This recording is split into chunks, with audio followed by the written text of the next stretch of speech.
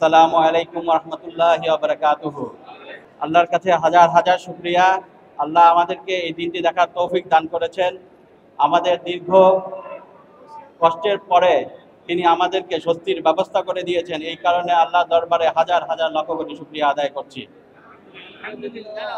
শুকরিয়া আদায় করছি আমার আমার আব্বার প্রিয় সংগঠন বাংলাদেশ জামাতে ইসলামীর সকল সর্বস্তরের নেতাকর্মীদের প্রতি, যারা আমাদেরকে এই কঠিন পরিস্থিতিতে এই দীর্ঘ সময়ে সুপরামর্শ, সহযোগিতা এবং আমাদের দেখাশোনার তারা করেছেন, এই জন্য তাদের প্রতি কৃতজ্ঞতা জ্ঞাপন করছি। সেই সাথে কৃতজ্ঞতা জ্ঞাপন করছি আমাদের আইনজীবী প্যানেলকে, বিশেষ করে ব্যারিস্টার আব্দুর রাজ্জাক চাচা, যিনি প্রয়াত হয়েছেন।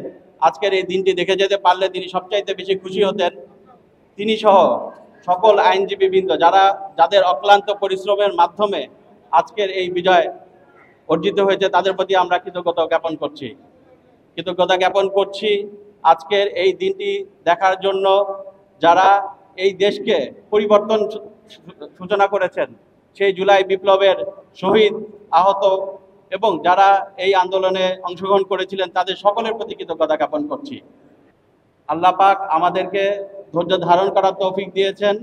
আমাদেরকে বাংলাদেশের আপামর জনসাধারণ যারা সর্বসময় আমার বাবার জন্য দোয়া করেছেন, তাদের দোয়ায় আমার বাবাকে শামিল রেখেছেন, আমাদের পাশে থেকে সাহস জুগিয়েছেন এবং আমাদেরকে সবসময় সহযোগিতা করেছেন, তাদের সকলের প্রতি আসলে আমরা কৃতজ্ঞতার ভাষা আমাদের নাই। আমরা আপনাদের কাছে আরও বেশি করে করজোড়ে দোয়ার আবেদন করছি, যেন আমার আব্বা খুব দ্রুত জেলখানা থেকে বের হয়ে যান। আল্লাহ যেন তাকে নেক হায়াত দারাজ করেন, দীর্ঘ হায়াত দারাজ করেন এবং যেই সংগঠনের জন্য তিনি সারা জীবন ব্যয় করেছেন, সেই সংগঠনকে তিনি আরো বেশি খেদমত করতে পারেন, সেই তৌফিক দান করুন।